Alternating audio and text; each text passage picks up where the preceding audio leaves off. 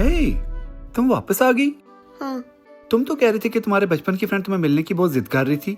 तुम उससे 4 साल से नहीं मिली और आज रात तुम उसी के घर स्टे करोगी? हाँ, प्लान तो कुछ यही था, लेकिन फिर माइंड चेंज हो गया।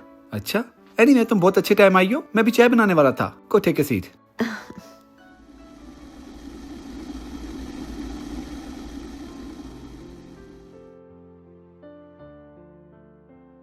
ऑजी, हाँ, can I ask you question?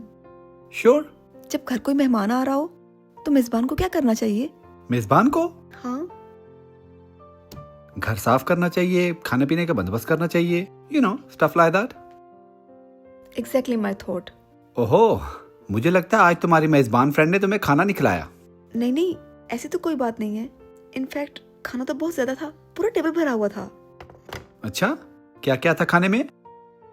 खाने में बिरयानी थी, कोरमा था और भी काफी कुछ था, लेकिन मैंने खाने पे इतना ध्यान नहीं दिया। तो तुम्हारा ध्यान कहाँ था?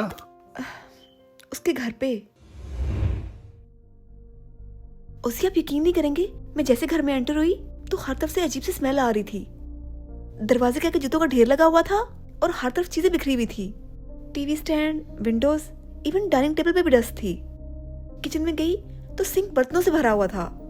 नो वे, घर वाकई इतना गंदा था? ये इट्स वेरी ऑब्वियस कि उसने मेरे आने से पहले बिल्कुल सफाई नहीं की। That's too bad.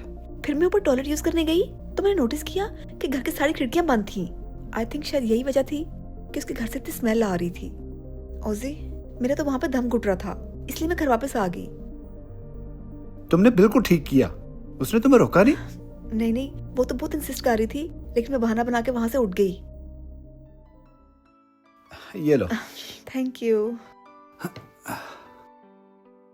मेरी बात मानो तो दोबारा उसके घर कभी ना जाना। You're right. ऐसे गंदे घर में बिल्कुल भी जाना नहीं चाहिए। ओ नो नो नो, मेरे कहने का ये मतलब नहीं था। तुम दोबारा उसके घर ना जाना, इसलिए नहीं कि उसका घर गंदा है, बल्कि इसलिए कि तुम्हारा दिल गंदा है।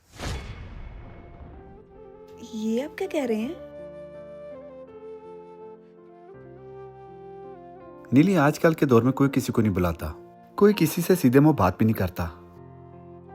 तुम्हारी फ्रेंड 4 बच्चों की सिंगल मदर, उसने तुम्हारे लिए अपने घर का दरवाजा खोला, अपने दिल का रास्ता खोला, तुम्हें इज्जत दी, अपनी फैमिली के बीच बिठाया, अपना बिस्तर दिया। पता नहीं क्या क्या सोचा होगा। इतने सालों के बाद बचपन की फ्रेंड आ रही है, रात देर तक बातें होंगी, हंसी मजाक होगा, पुरानी यादें ताजा होंगी, है ना? उस अकेली जान ने सिर्फ तुम्हारी खुशी के लिए टेबल को रंग रंग के खानों से सजा दिया, लेकिन तुम्हारा ध्यान उसके खाने पे नहीं बल्कि उसके टेबल की डस्ट पे था। दोस्ती बहुत प्यारी चीज है नीली। 2 दिलों के मिलने को दोस्ती कहते हैं। जो सुख दुख में साथ दे उसे दोस्त कहते हैं। सच्चा दोस्त तो कभी जज करते ही नहीं है।